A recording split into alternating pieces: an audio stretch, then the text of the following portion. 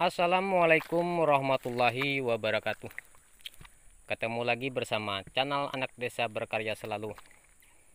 Pada kesempatan kali ini saya pengen mereview, bercerita lagi teman-teman. Ini lahan baru yang sudah saya tanami, yang kemarin saya tebas dan sudah ditanami. Ini tanamannya saya lupa ini umurnya sudah berapa bulan. Yang pasti ini tuaan saya daripada tanaman ini teman-teman. Maksud saya tanaman sawitnya ini.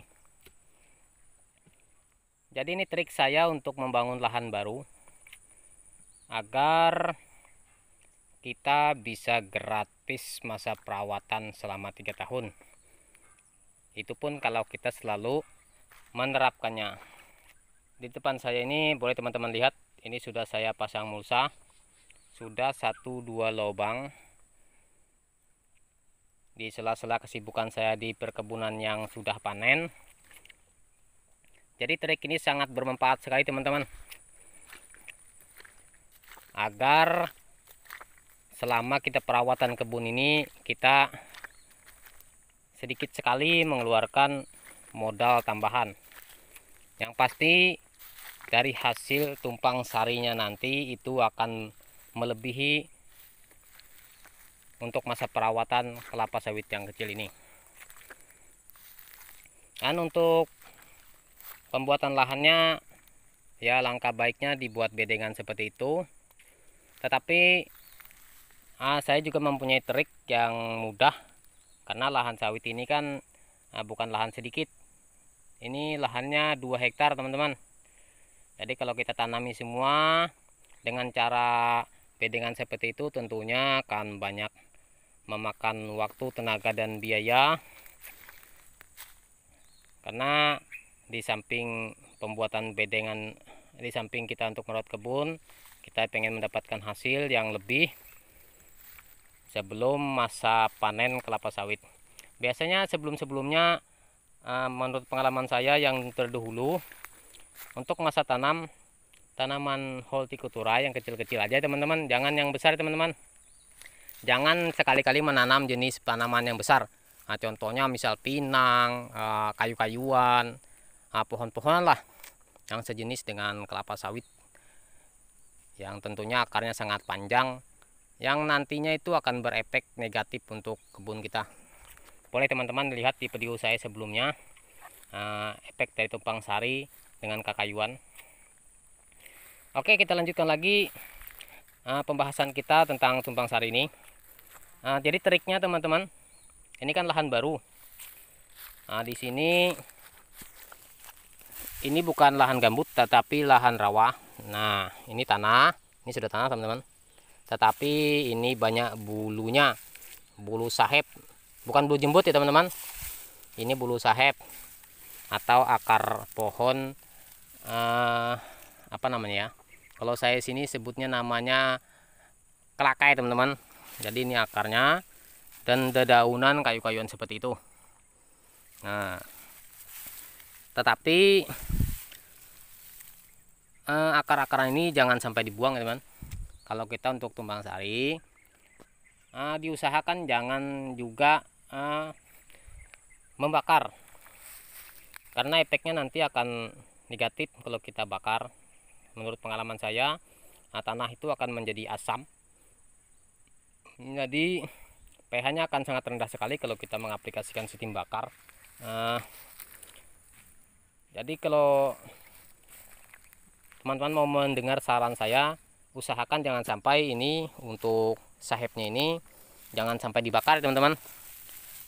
Jadi sahep ini jangan sampai dibakar, biarkan aja seperti ini. Nah, ini tadi saya memakai mesin tebas untuk mengoyaknya, jadinya hasilnya kecil-kecil seperti ini. Boleh teman-teman lihat, ini kecilnya kecil-kecil. Ini pakai mesin tebas, dimodif sedikit untuk mata mesin tebasnya, dibikin pendek aja, sekitar 30 cm. Jadi akan lebih mudah untuk mencincang sahep ini. Mungkin sebagian teman ada juga yang menyebutnya gambut. Saya siap rokok dulu. Oke, saya lanjutkan. Jadi setelah dibikin seperti ini baru 1 2 3 4 5 6 7 pohon sawit. Ini panjangnya 9 meter, 7 kali 9 sekitar itu. Boleh teman-teman kali-kali, saya pusing untuk mengalinya. Jadi ini bisa dibuat 2 bedengan. Nanti jadinya 4 baris. Mungkin tanam terong, tanam cabai, tanam kacang, entah tanam apa aja, yang penting jangan tanaman yang besar. Nah, jadi trik dari saya setelah dijadikan seperti ini, nanti ini sebelum saya tutup dengan mulsa, jadi dikocor. Jadi nanti dikocor dengan mikroba atau mikroorganisme, mungkin bisa disebut juga bakteri, yang lebih enak dipanggil mikroba. Jadi ini akan saya kocor dengan mikroba pengurai untuk mengurai bahan-bahan organik ini. Dan ini sayang kalau kita buang, ini kan organik. Kalau dalam bahasa pertanian ini bisa kita jadikan seorganik dalam tanah. Jadi ini nanti kita potong dan kita timbun. Jadi sebelumnya sesudah ini dikocor dulu dengan mikroba. Jadi akan lebih cepat untuk mengurai seorganik atau sampah-sampah dedaunan ini menjadi seorganik, sehingga bisa diserap oleh tanaman nantinya. Dan otomatis tanaman sawit saya juga akan lebih subur seperti itu, teman-teman. Ini boleh teman-teman lihat, ini sawit saya. Ya, alhamdulillah warnanya itu tidak ada yang kuning, warnanya hijau semua. Seperti itu, teman-teman.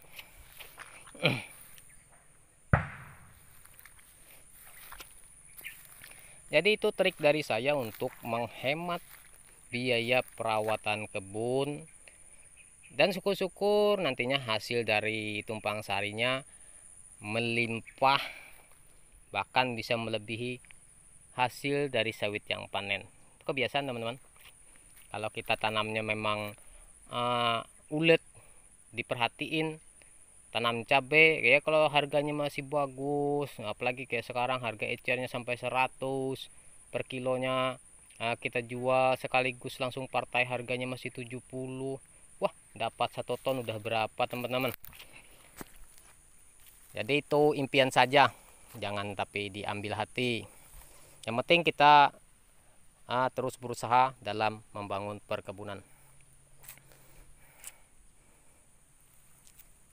Bagi teman-teman yang pengen bertanya apa aja yang pengen ditanyakan, silakan, akan saya jawab di kolom komentar. Seperti itu. Oke, seperti itu aja teman-teman. Tip dan trik dari saya, mudah-mudahan bisa bermanfaat. Kurang dan lebihnya saya mohon maaf, karena saya juga manusia biasa dan keterbatasan ilmu pengetahuan juga pasti. Di sini saya sekedar hanya untuk berbagi supaya dunia pertanian itu makin maju. Nah, kedepannya lagi saya akan membagikan berbagai macam cara-cara untuk mengurangi kos produksi untuk pemupukan. Terima kasih teman-teman, semoga bermanfaat. Assalamualaikum warahmatullahi wabarakatuh.